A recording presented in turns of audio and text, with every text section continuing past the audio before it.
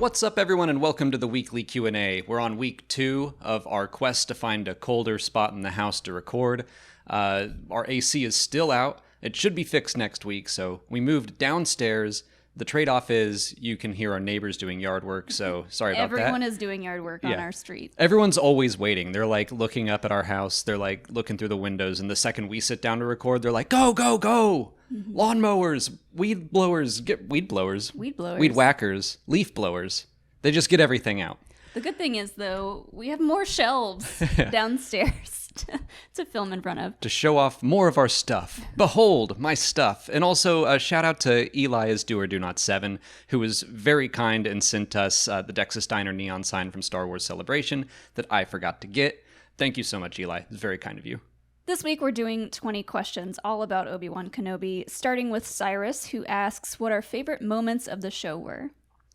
There were quite a bit. I've got my video coming out next week of like everything I loved about the series, big moments, little moments. But, you know, I think just like the entire end of part 6 really finally made my heart explode. Just seeing Obi-Wan Kenobi laughing and smiling again, I was like, God, some of these episodes were just so grim and dark, and they were supposed to be. But seeing him come out of that on the other side and just smiling constantly, that made me really happy. Yeah. The one that really stands out to me is just the very first episode and our first introduction for little Leia. Just the way I felt when I was watching that, I got so excited. I had heard rumors about Leia possibly being in the show, but I had no idea to what extent. So even though this show is about Obi-Wan, that is like up there in probably my top 3 moments. It's definitely one of those things where I was like, in the back of my mind, I remembered those rumors, and I was like, Leia is probably in this, but I forgot about it watching the episode. So when we saw Alderaan, I was like, oh yeah, like really excited about it. I also want to shout out Hodge's introduction, his scene. I just fell in love with that like very over-the-top acting of what a Jedi is, and like, I am now entering your mind. I am now leaving your mind. Like, I really enjoyed all of that. Yeah. Also, the end for me, too. Just seeing Obi-Wan finally laugh and smile and be happy. And, you know, a lot of people have been tweeting the images of Obi-Wan from A New Hope, seeing Luke and Leia reunited and then deciding it's time. Just having seen this entire show and then the end where Obi-Wan is happy and knows that Luke and Leia will be fine just makes that moment stand out so much more. It's one of those things that, I think it was Claudia Gray that I first saw talk about that moment of just her own headcanon that, you know, he is seeing the twins reunited for the first time in 19 years, and so he lets out that smile. It was obviously something they didn't intend when they were shooting A New Hope, but gosh, it works so well, and it works even better because of this series. And I also wanted to shout out Reva's moment in part 5. I loved the way that they showed just that her quest for vengeance got her nowhere. Literally nowhere. Still down, looking up at a Sith Lord who's gonna stab her. All of that was for nothing. I thought that they showed that really, really well. Mike Levins, Wizard Welder, and Rick Villanueva all want to know if there was anything we wanted the show to do but didn't get to see. Seriously? Not really. I think they checked all of my boxes of what I wanted to see. But there are some kind of, you know what, I wanted to see Dex. I wanted to, even though this was like such a long shot, like I still kind of had that little glimmer of hope early on that maybe Elon Sleeves Pagano would pop up. It's so, like just such a dumb hope, but I thought it would have been cool. It's so funny how hypocritical we are in past shows when we were like, oh, all these cameos, meh. And then the one thing we really want to see is more cameos. Dex, yeah. And yeah, it's kind of hard not to when you're watching a show like this for characters that we kind of know the beginnings and the ends of. We just want to see a lot of interactions between Obi-Wan and all these characters that we know and love. I will, own up to being a hypocrite all the time. That sometimes things work for me and sometimes they don't, and all the time those things seem like they're contradictory to each other. It's just a weird thing of being a Star Wars fan. But truly, there wasn't anything that I feel like the show left out or needed to include. Dex wouldn't have fit in here probably. We don't need a bunch of flashbacks. We just did that with Book of Boba Fett. So my real answer is no, not really. Trying to think of what else I would have wanted to see. I wanted to see the Purge Troopers do more.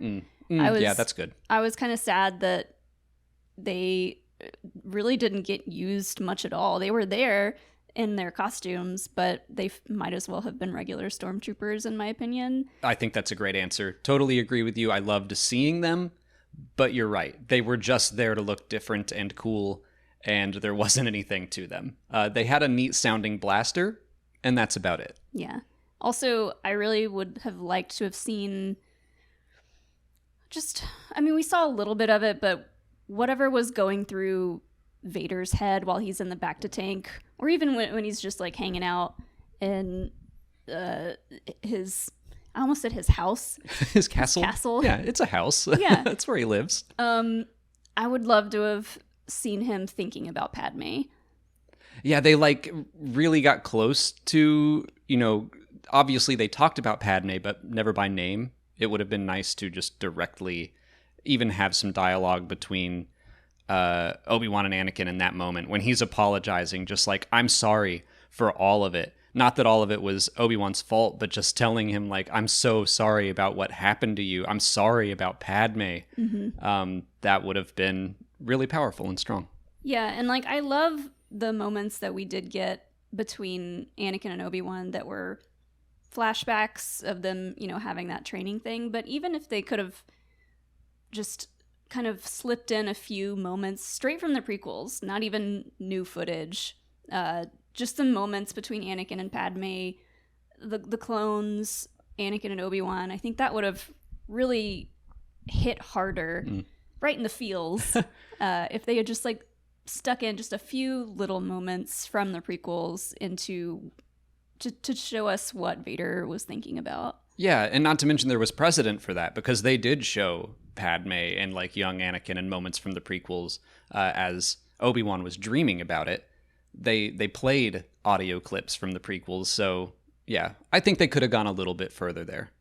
I think that's a good answer. I was waiting for you to say the helicopter lightsabers. Oh yeah. Well, after we didn't see them in the first like 3 or 4 episodes, I was kind of like, all right, I guess I'm not getting this right now. Well, Rupert Friend had that interview where he talked about how neat the Inquisitor's lightsaber was and that he can fly with it and stuff. And so everyone was like, oh my gosh, he knows that. Why does he know that? But I do think that I wanted to seriously bring that up because there was some drama about how he said that he didn't watch Star Wars Rebels to prepare for this. And everyone was all up in arms about that. But it's like, clearly people sat him down and told him what he needed to know. Yeah. And apparently he needed to know that his lightsaber allows him to fly. He was honestly one of the breakout stars for me. Him and Tala and Reva were all so much better than I could have expected them to be. And the fact that he didn't watch Rebels and still like pulled off the sassiness of the Grand Inquisitor so well, like I thought his performance was perfect. I did too. Pulpy, over the top, just like a crazy wild villain. For as little screen time as he got, he made a very lasting impression. Even when he wasn't in focus, that little like mouth thing he does when Vader's like, no, we have to go after Kenobi, and he's like, okay, all right.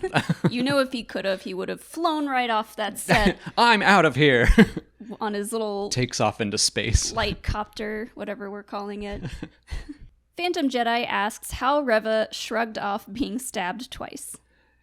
Revenge and a desire for revenge. That's it. I don't think she shrugged it off either. Yeah, that's true. We didn't really see her after she got stabbed the first time, and we didn't see her much after she got stabbed the second time. We just know that she made it to Tatooine pretty quick, but she looked like she was, struggling. But again, yeah, using her anger as a way to get past the pain. Yeah, I mean, that's the Grand Inquisitor's line of revenge does wonders for the will to live. That's true for the Grand Inquisitor, Darth Vader, Darth Maul, Reva. Like, that is a thing of the dark side, is that they will cling to their hatred before they accept death. Because when it comes down to it, they're afraid of death, which is different from the way that the Jedi view it as kind of the next stage of life in a way. I did a video about all that if you want to watch more of it. But I did want to point out that, yeah, she didn't shrug it off so much. Owen, like, punches her in the stab wound, and she reacts.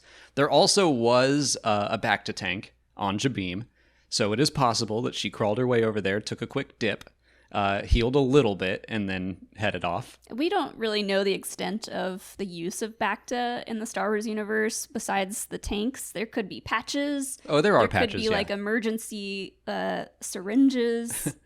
There's a lot of options to explore, but we had no time for that on screen. We just had to know that she survived and that she was on her way to Tatooine. Yeah, Battlefront 2 shows Bacta missed, so she may have just had a little pocket thing, sprayed down the wound, and she's good to go. Speaking of, Michael Ennis wants to know how Reva got to Tatooine so quickly without a ship. Well, we don't know that they didn't leave her ship. I think she had a ship. I think they probably did take the Inquisitor shuttle away. I think the Empire probably took what was theirs and they went off home. But we don't know what all was there on Jabeam. Like, everyone left in one transport. The other one was destroyed. There's probably other ships there. Like, I assume this works the same way as GTA, and she could just rip someone out of the driver's seat of any ship around and get in and fly off. Oh, I thought you meant you'd just, like, call up your driver and then they deliver a ship to you and then off you go. That too. Maybe, so it might come up in one of these questions, but everyone was like, what happened to the fourth sister? Maybe she had your girl. She was like, you know what? I got you. I'm coming. The fourth sister had no idea what was going on, and she just called her up and was like, hey, I need some help. She's passed out back on Jabeam, having her ship recently stolen. Yeah, I like that. My headcanon, that's good headcanon. Mine was just that there was another ship on Jabeam, and she hotwired it. Today's video is sponsored by HelloFresh. They're here to make eating better and easier. No grocery stores or meal planning, just everything you need to prepare wholesome, delicious meals all delivered to your door. Molly and I actually use HelloFresh because of how much time and energy it saves. We like to cook together, but our schedule is usually pretty hectic. Being able to save time on trips to the store is huge, and a lot of the meals are ready to go in 30 minutes or less. Now we're able to cook together most nights, and we get to choose from 30 dinner recipes every week, the most choices of any meal kit. The plans are flexible and can be easily changed to fit our schedule if we know we're going to need more or fewer meals on any given week. You can even update your delivery address to keep cooking while you're on vacation. The recipes taste good and are the perfect amount for us. They also have plenty of options if you want to eat vegetarian, pescatarian, or low-calorie to fit any kind of diet. And HelloFresh is up to 72% cheaper than grocery shopping or dining at a restaurant. I was personally resistant to trying a meal kit service before, but it's genuinely been very helpful and fun for us, and we've tried a lot of different meals we probably wouldn't have otherwise.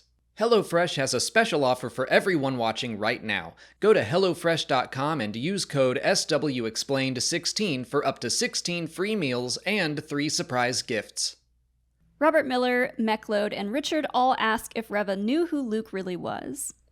I think that she did. I think that's really the only answer. Otherwise, she is just going and attacking a random child, and that doesn't really fit her sense of justice, twisted as it is. She wants to hurt Vader. So I do think she knows that Luke is Vader's son. I think so too, and it's kind of one of those things that can be frustrating for some people because, yeah, there's no way we'll know unless they go into this and other media if she really did know or not.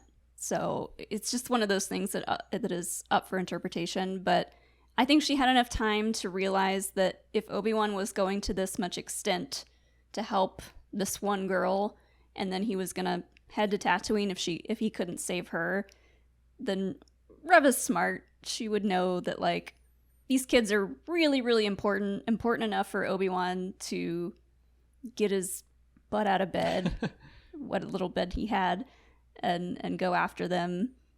And then the fact that Vader would sacrifice destroying this little fleet of rebels to just go after Obi-Wan, I don't know. I think it's safe to assume that she knew what was up. I think she knew, but there's room. I mean, I think she knew. I think she knew enough to go on this quest for revenge.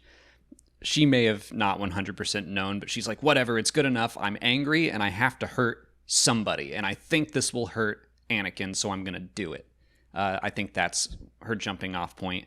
But yeah, I'm just going to go ahead and assume that somebody else knows about Luke. You know, it's not something I'm crazy about right now, but it's just new information that I didn't know before. And now I do. Well, true, too. Like, I thought about this yesterday. I was like, what if Reva, you know, had enough time to get to Tatooine? What if on the way she fixed the little communicator to the best of her abilities and, like, heard more of the messages that were in there? There's a lot of possibilities and what ifs, but I don't know. Just the way that they are telling the story, I'm going with she knows. She's like Santa. She always knows. She always knows. Lil God wants to know if keeping Reva alive is a plot hole if she knows who Luke is. No. Like, there's nothing about that is plot hole to me. I don't know what that means even. Like, is there anything that says no one else knew emphatically about Luke? Not that I can think of. I mean, obviously they want to keep that a small secret. And we don't know where Reva is. Maybe she is staying with Obi-Wan. Like, there is stuff we don't know about this for sure. But we know that Luke is fine by the time of A New Hope. So there are no holes in the plot. Like I said, this is just new information that we have to adjust to, which happens all the time in Star Wars. Sure. Like the fact that the Lars family owned a C-3PO before. Mm-hmm. We didn't know that when we were watching A New Hope, and then we found out in Attack of the Clones, and we were like, well, this is new information, and I have to adjust. Same thing happened with the Fetts, where we had this very specific idea of who Boba Fett was from the books, and then Attack of the Clones really shifted that around. And it's just, you know, we're going to continue to learn new things in Star Wars, and it's just an adjustment process. Yeah, this reasoning would mean that, like, all the prequel trilogy is a plot hole. Right. Oh, boy. Well, Hilo had a lot to say about plot holes, but I forget kind of where we left off. But yeah, I just think that new information will come about. That doesn't mean that what we knew before is wrong or a contradiction. It's just finding a new way to bridge that gap. And yeah, there was nothing to say that only a handful of people, like only 3 people, knew about Luke and Leia. Now it's like, okay, there's 4. And okay, here's what I wanted to get at. It's possible that Reva is staying with Obi-Wan. He might not fully trust her right now. They might hang out for a little bit, and then she decides she wants to go do something else, and he's like, great, like, I trust you now. It might not be that he's like, whew, that was a close call, you almost killed Luke, and you found out who he was. Well, I'll see you later. I'm realizing now that I keep calling her Reva. That's just what I started calling her from the very beginning. Twi'lek, I don't know. Deal with it. Sarah, Brandon Velasquez, and I'm Sky Kid all want to know what the future in Redemption look like for Reva. I think that in my head right now, the most likely situation is that she heads off and joins the Path. Yeah, she made it a point to tell her story in the way that, like when she's talking to Obi-Wan about her past, she's like, the only family that I knew was slaughtered. So the next steps are to find a new family. And she might actually find that family within the Path. Yeah. And we see that, you know, her quest for redemption turned her into Vader nearly. She was willing to do to the Path what Vader did to her and her family. But she pulled herself back from that. And I like the idea that instead of being resentful of the fact that these kids are getting help, that she would be like, I can help too. And I can make sure that what happened to me doesn't happen to other children. So that makes sense to me. But would the Path accept her? I think yes. It's similar. It's an extreme version of Tala's story, where she inadvertently helped Inquisitors kill families. Yeah.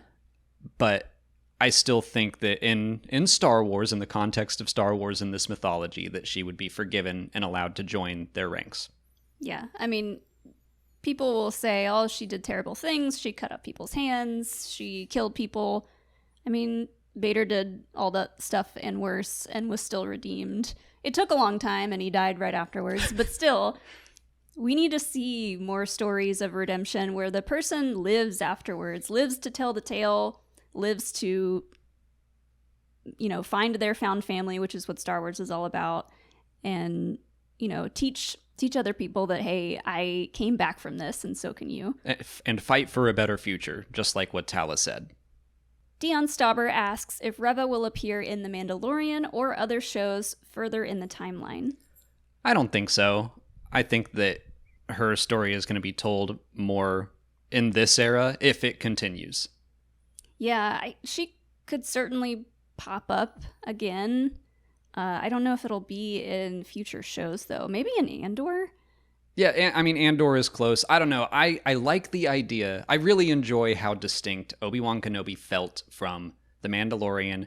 It just gives me this confidence that, all of these shows are going to have their own style, their own version of storytelling within Star Wars, and I like that. So, will there be connections between them here or there? Yes. But I don't think that any character that is introduced earlier than The Mandalorian is being introduced specifically so they can then be in The Mandalorian. I don't think that that's too much connectivity for me if they're just constantly doing that. So right. I always thought, or I will say, I never thought that this was going to get another season. They called it a limited series. I thought this was going to be a beginning and an end to this particular story. So I'm perfectly fine with none of these characters showing up in anything past this. We will get into season 2 talk soon. Okay. Ed Minty, Kyle Beckworth, and Ben Lawton all want to know if Roken will appear in Andor. Kind of the same answer. I still think no, especially not in season 1, because they were basically filming at the same time. Like, these productions were happening in, I think, Los Angeles in the UK, a world apart, basically shooting simultaneously. I assume they were being written around the same time as well. So no, I don't think that they were planning on this character being in both shows. I don't think they were planning on it either.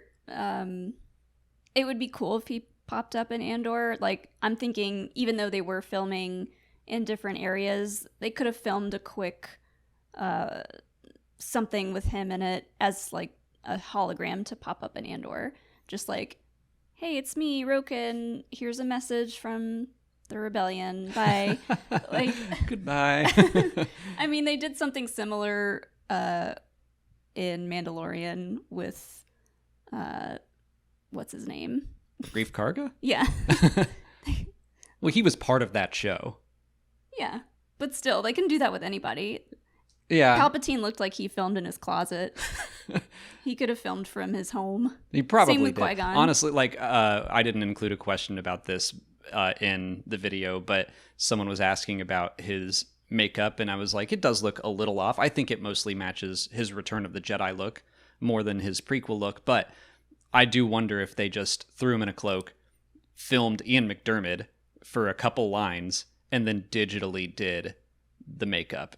And I'm wondering if that's why it looks a little off. Because it's like, what, are we going to make you sit in a chair for 5 hours to deliver 2 lines? Ian may have been like, pass. Hard pass. Yeah, no, I totally understand that. Especially if that's all he's going to film for. But for Roken, I just don't see it happening in season 1, especially because they were talking about how this is going to be mostly a story of in season 1, Andor joining the rebellion. Season 2 is going to take us from like 5 years before A New Hope all the way up to Rogue One.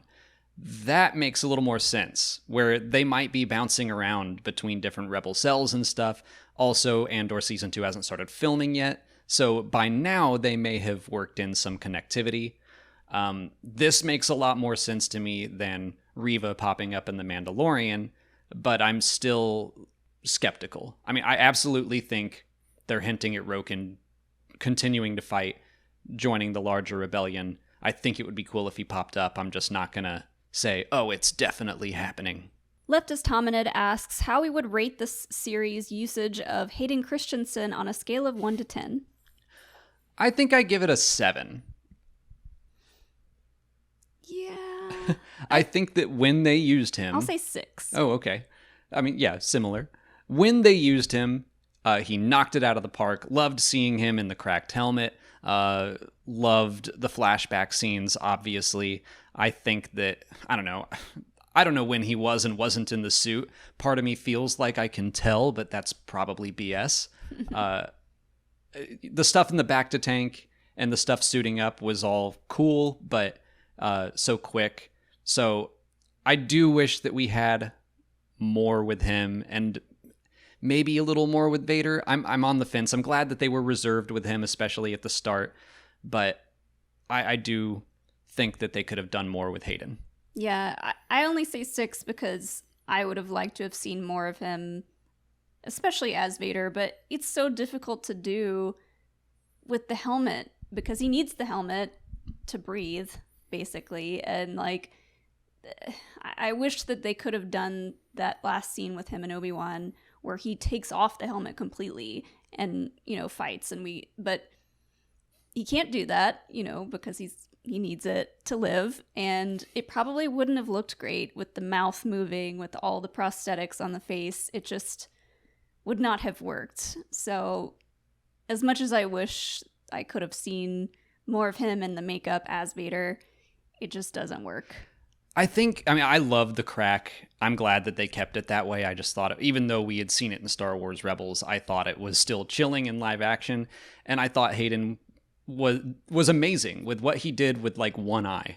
And you could kind of see his mouth moving. So I think what I'm feeling is that when we got Hayden Christensen, he did so great that I wish he got to do more. I guess that's how I'm feeling. And who I know there was a team of like 4 people who brought Vader to life outside of just Hayden. There was a stunt fighter. There was just a movement, I don't know what to call him, movement specialist, just someone in the suit that would walk around sometimes the way Brendan Wayne does for The Mandalorian. Mm-hmm. Of course, James Earl Jones's voice. So I don't know, a lot of people brought Vader to life, but I still liked knowing that at any moment Hayden might be in that suit. Parker Jellin wants to know what we think of Anakin saying he is not Obi-Wan's failure. So I'm going to steal this from Force Center Podcast in our discussion Wednesday night on our live stream. You can check that out. Or, as always, you can just go listen to Force Center Podcast because they're great. I'm probably going to reference more of their answers, but I really like what Joseph said about, in part 3, Vader says, "I am what you made me." And then in part 6, he goes, "You didn't make Vader. I killed Anakin Skywalker." And Joseph basically is saying that's Anakin taking the power back. Mm-hmm. Like Obi-Wan tries to take some responsibility, and he's like, "Nuh-uh, I did this. This was my choice. I'm the strong one here." And I like that answer, that it's just all about power in his mind. Yeah, it is interesting to see him go from what he said in part 3, was it? Mm-hmm. To now this. And it you're absolutely right. It's him taking back the power, basically saying like, you mean nothing to me, and you didn't help any of this, of what I've become. Like, I did all of this for myself. But it's also freeing for Obi-Wan for him to say this and for him to hear it. Like, both of these characters kind of needed this, and in their own ways. But for Obi-Wan to hear this when he says like, "Then you're truly dead," and he's like, "See ya, Darth." It's just what he needed to hear to finally put this whole thing to rest, for just himself. Right.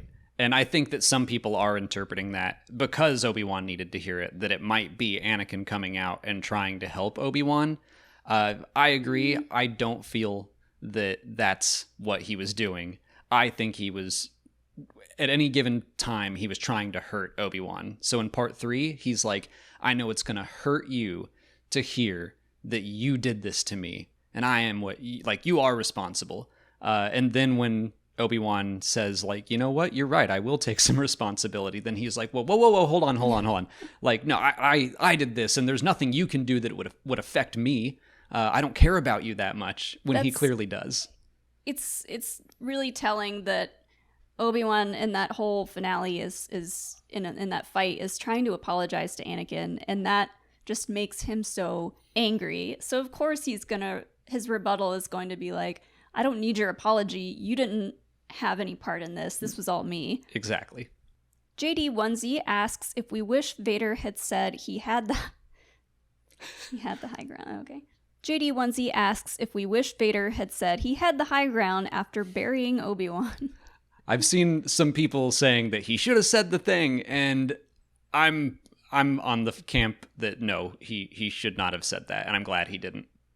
Vader should be a man of few words, and the words that we do hear from him should be powerful and terrifying, and this would have been petty for him to say. I will point out that, Vader can be petty. Oh, yeah. He is the type of person that's going to throw Obi-Wan into fire and play with him. But he knew Obi-Wan wasn't dead. Yeah. To me, it's more that, Obi-Wan just said, I will do what I must. He did the pose that we all wanted him to do. And then later we have Hello There, and we have Qui Gon Jinn coming back. It's a lot. And so that one would have felt, in my opinion, like just a little bit too much. But I also want to point out that, I don't think it's out of character necessarily for him to say that, because this is also the guy that told Krennic not to choke on his aspirations and was like, boom, nailed it. True. Just because, maybe it was because it wasn't an original Vader/Anakin line. He didn't want to steal it. Yeah. I just think it would have felt, in the moment, especially if, I don't know if he thought that Obi-Wan was dead or not under all that rubble, but to himself be like, no, I have the high ground.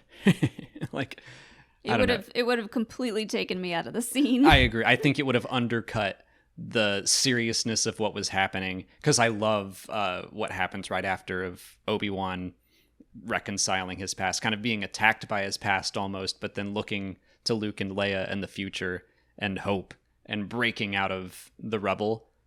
I think that's more important than getting another prequel meme in. Michael L. Franz and Hiramatsu both want to know why Obi-Wan let Vader live.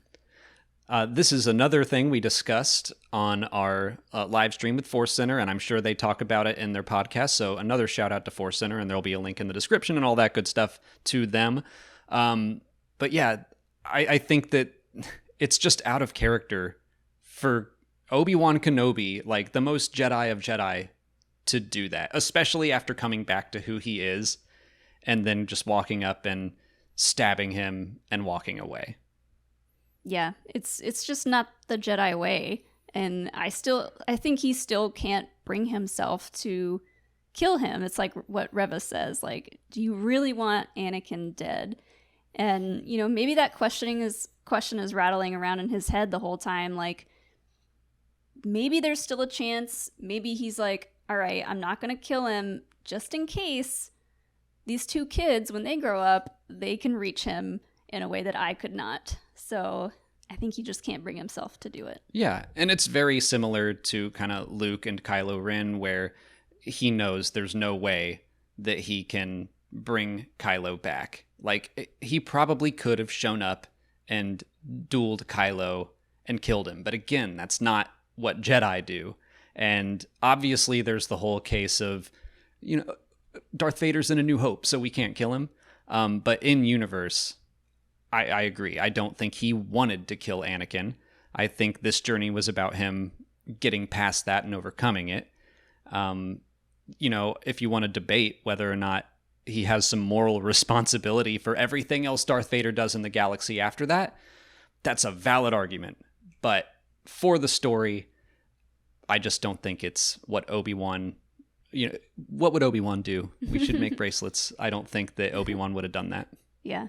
I just like thinking about the fact that in my mind, he wasn't just like, oh, I'll let Luke and Leia deal with him.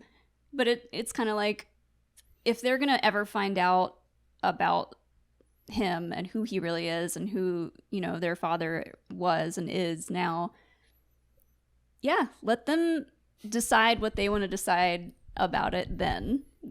Or else be like, yeah, your father was Vader, and then I killed him. Yeah. You're welcome. Like, I was also someone that had that thought of like, he just walks away and leaves him alive. But would it have felt right for Obi-Wan to just walk up and lop his head off? Like, no, it would not have.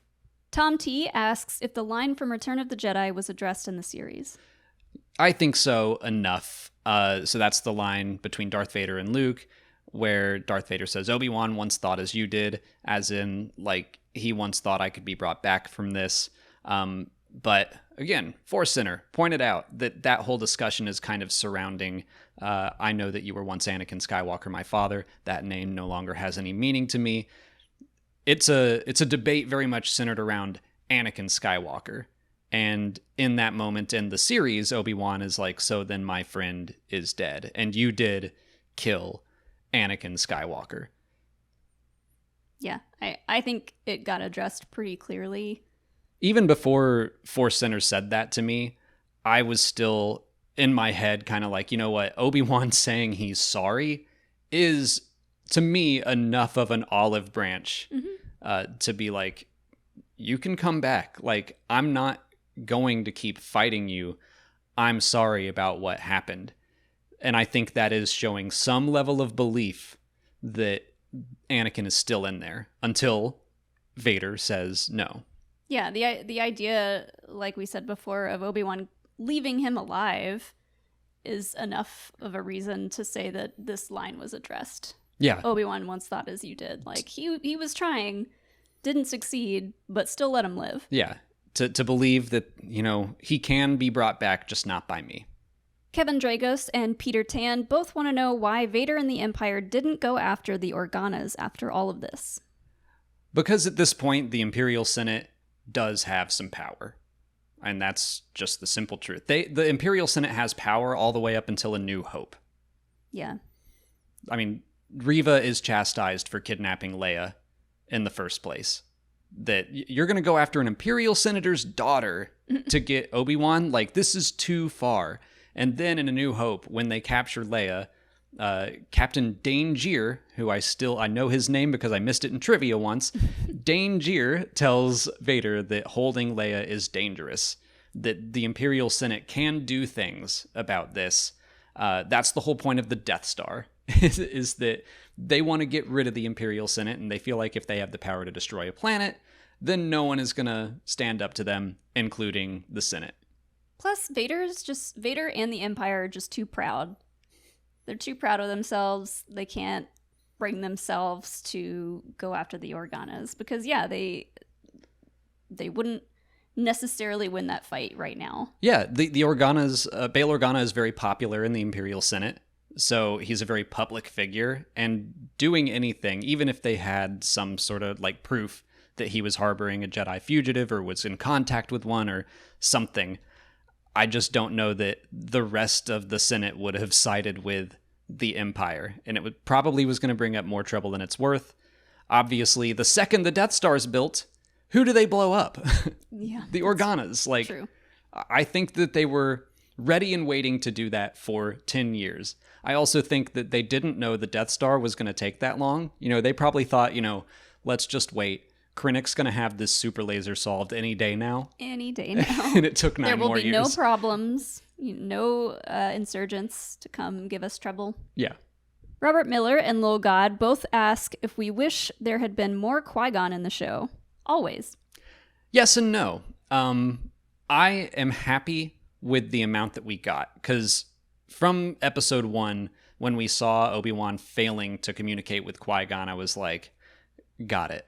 Like, the Qui-Gon's going to appear when he is himself again, when he's balanced and all that. So I am glad that they used him as a reward. I'm not glad that they waited until the last second. I was like, are they really going to not do Qui-Gon? And then he appeared and I was like, okay, thank goodness. I was kind of hoping that we would see Qui-Gon's Force Ghost speak to Obi-Wan before the big fight. Just to give him that extra push that he needed to to just know that this is the right thing. But I think I am glad that they waited, like you said, to have it happen as a reward. But like I said earlier, I think just a few snippets of Qui Gon from the prequels, cut straight from the prequels, would have made a significant impact, because his lines in the prequels are so good. Yeah. And again, we did get that in part one near the start. I do feel like it would have been fun to sprinkle prequel stuff throughout. And then people were hoping for Clone Wars flashbacks with the armor and everything. And it's like, what if they did sprinkle some scenes from the Clone Wars, but they redid them in animation? Something just between Obi-Wan and Anakin, taken straight out of the animated series, but we see it in live action. Would have been pretty cool. That's besides the point. Yeah, I guess I was just on board with and expecting Qui-Gon to be the reward after overcoming his failures and his fears. So when that happened, I was happy with it. If they had given us more Qui-Gon, I certainly would not have complained. Mm-hmm. Jedi Bosk wants to know if the path will be important in future Star Wars storytelling. That wouldn't surprise me at all. Like, I think that it's a really cool idea. I think that there could potentially be a series surrounding it, whether or not that's live action or a comic or, I don't know, something. I do think it's going to pop up again. I don't think it's going to be like a central thing to all of Star Wars moving forward, if that makes sense. Yeah, I think it does. I think this is an important thing going forward in storytelling. I also think it's just one of those things that you could easily just assume is happening, that there is this group trying to help and save surviving Jedi. They could pop up in Jedi Survivor, the video game, which would be kind of a perfect fit. Could be the Bad Batch too. I mean, we know Gungi lives, so you know, how did he survive? I had forgotten about that, and remembering it was awesome. In part 5, on the wall of carvings, to the right of the Jedi insignia is the Youngling insignia, and I'm not saying they have their own insignia. Yeah, it's like a little wing and a star, which premiered. I think the first time we ever saw it was in the Gathering arc with the Younglings. So I'm like, that could be a cheeky little nod to what's about to come in the Bad Batch. Maybe Gungi carved that into the wall. Blake Davison asks if we wanted more classic Star Wars themes in the series. Yes, I did. Yeah, I do think, I guess I'm surprised we didn't get more of it, but I think when they did use it, like in the very end with Leia's theme, it hit even harder. But like you said in the review, they did use it a lot in the marketing, so to not hear it much in the series itself was kind of a letdown, but I also wasn't really concentrating on where's this music that I know already while I was watching the show. It was more prequel music that I was missing, and I don't mind the fact that Princess Leia's theme, the Force theme, and the Imperial March were all saved for the final episode, because all three of those characters were becoming who we know them to be in A New Hope. Mm-hmm. So we don't hear Princess Leia's theme until she's got the holster on and she's got the gloves on and she has chosen to do more than just wave, like Breha says. So now we hear Princess Leia's theme. We don't hear the Force theme until Obi-Wan becomes a Jedi Master again. That makes sense to me. And even the Imperial March, remember we only heard that in The Empire Strikes Back. It was not in New Hope. The Empire Strikes Back is probably where Vader is at his most powerful within the Empire. And at the end of this series, we kind of see Vader setting aside his quest for Kenobi and recommitting himself to the Emperor. And so it's kind of like those moments in the Clone Wars where we hear the Imperial March. It's Anakin taking another step in that direction. It's emphasizing where his allegiance lies. Yeah. So I'm fine with all of that. I think that that's even a good choice. But when you hear Duel of the Fates and Battle of the Heroes in the trailer, and I feel like I think they did this in The Rise of Skywalker too. I think they used Duel of Fates in some moments, and people kept, people love that song. So it kind of feels like a bait and switch. And I do wish that they used prequels from the past in the timeline, because no one has to build to those moments. Those themes and motifs already exist. So I would have appreciated some prequel music. I will say, though, I did enjoy the score. I forget. Natalie Holt? Natalie Holt. I think she did a great job. And maybe she didn't want to, pepper it too much with that stuff. I really like the main theme, which was John Williams. I really like the Inquisitor theme, or Reva's, or I don't know what to call that right now. But I liked that, and I liked the music landing on Mapuzo. Otherwise, I don't really remember much of the music in the show, so I'm just lukewarm on it. Aaron Owenia wants to know what we think changed when they transitioned this story from a movie to a series. I think they probably expanded all of the side characters. I think all of them got more to do. That'd be my biggest guess. Like Tala and Roken and... Tala, Roken, Haja, even Reva. I think that Obi-Wan, he probably would have had a really solid arc. I think that going into this as a movie, they probably had a very similar story where it's like, this is about Ben Kenobi, Broken Ben, becoming Obi-Wan again. That's what I think they had nailed down. And then when they shifted, so I did the math, and it's a little over 3.5 hours once you take all the 8 minutes of credits out of every episode and the previously ons. We get about 3.5 hours worth of story. Mm-hmm. So I think that they probably expanded the roles of Reva, Roken, Haja, Tala, and gave everyone better arcs. Yeah, I think this would have definitely flowed a lot better as a film. I do love everything in all the episodes, but I think if you, tightened it up a lot and cut out some stuff and showed it all at once, it would have just worked better.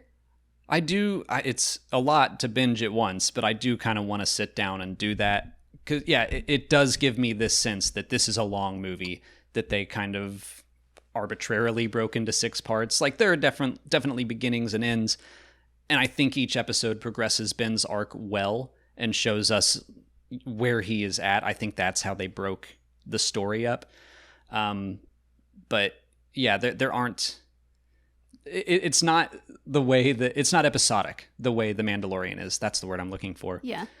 The Mandalorian has very distinct, this is the planet we're on this week, and this is our adventure, and we'll do a little bit to drive forward the overarching plot with Gideon, but it's very different than Kenobi. Kenobi feels like a stretched out movie. Yeah, it does. And to break it down very simply, it kind of feels like we're doing this the way that they edited the episodes of Kenobi, where it could have been this, it could have been a lot smoother.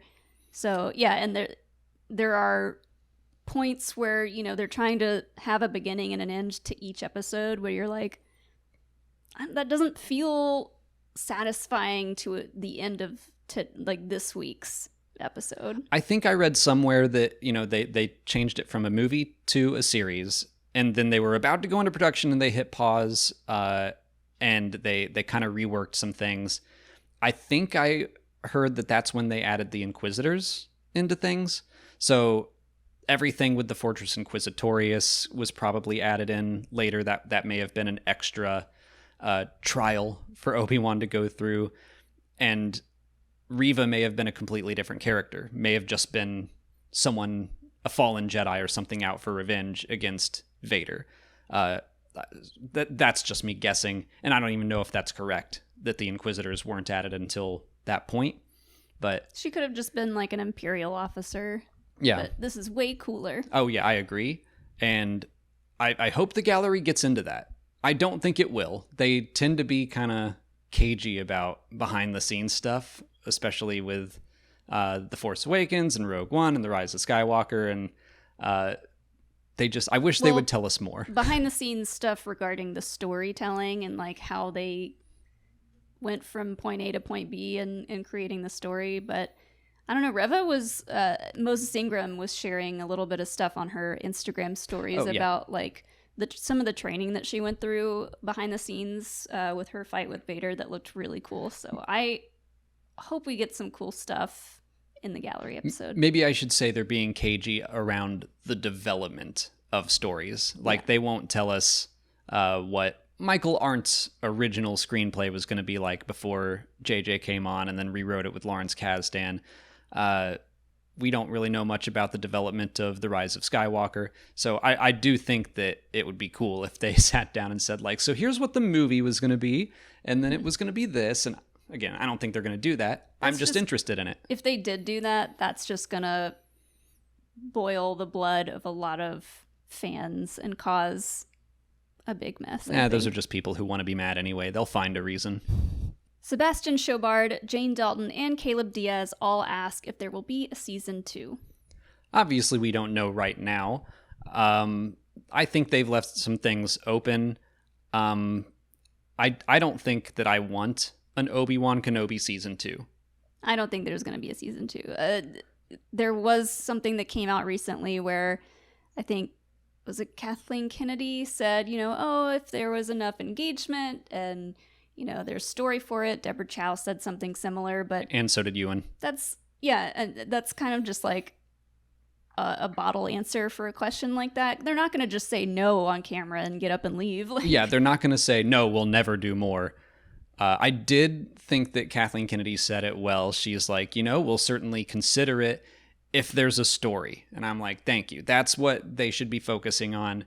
Like, don't greenlight season 2 and be like, and we'll figure out whatever Obi-Wan goes through later. Like, yeah. I would much rather, they sat with this story for so long, and it got, developed and changed over time, I'm sure. But I think they knew at the core what it was about. And I want them to know what the story is going to be about before saying Obi-Wan Kenobi 2 is greenlit. I think what's more likely is we'll continue some of the story ideas like the path, Roken, Reva, Haja. I think that there's still things to explore there, and Obi-Wan Kenobi can pop in every now and again and help, just the way Tala said Quinlan Vos does. Yeah.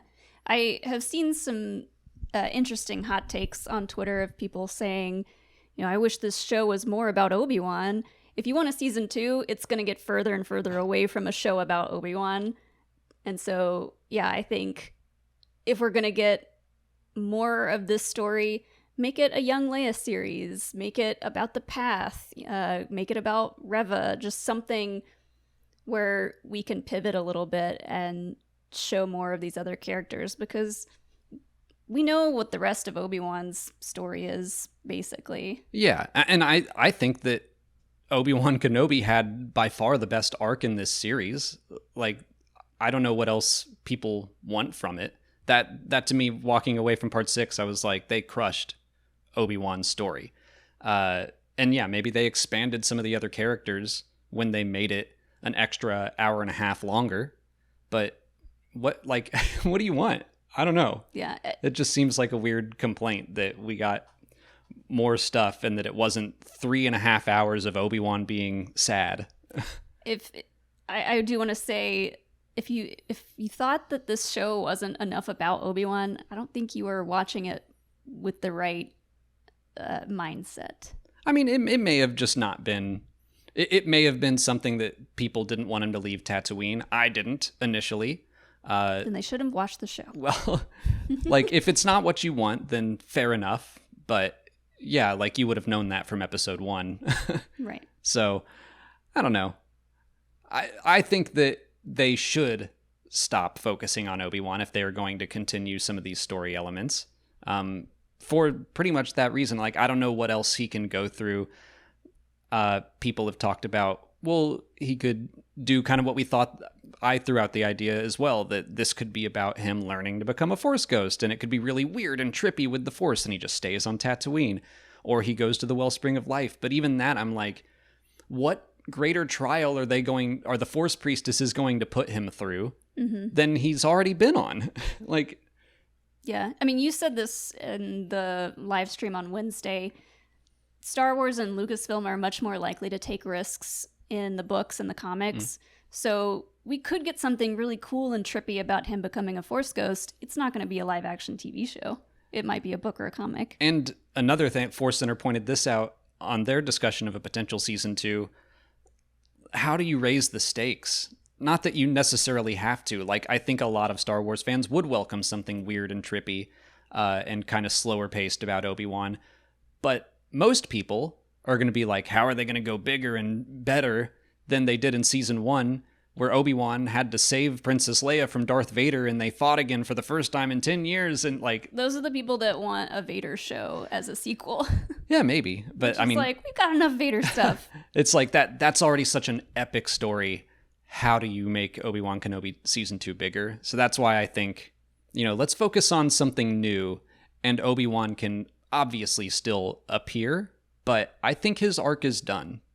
Mm-hmm. As far as I'm concerned. There could definitely still be more to say or do with the character. Just because I don't know what it is doesn't mean it's not out there. But for now, I'm good. For now, I'm good. That should be the tagline of our review from now on of Obi-Wan stories. I'm good for now. That's all the time we have for questions today. If you want to leave a question for next week's video, just put it in the comments below or sign up for Patreon to join our weekly Q&A discussion. If you haven't already, please like this video, subscribe to the channel. Follow us on Twitter, Instagram, Facebook, and TikTok. And as always, thanks for watching, and may the Force be with you.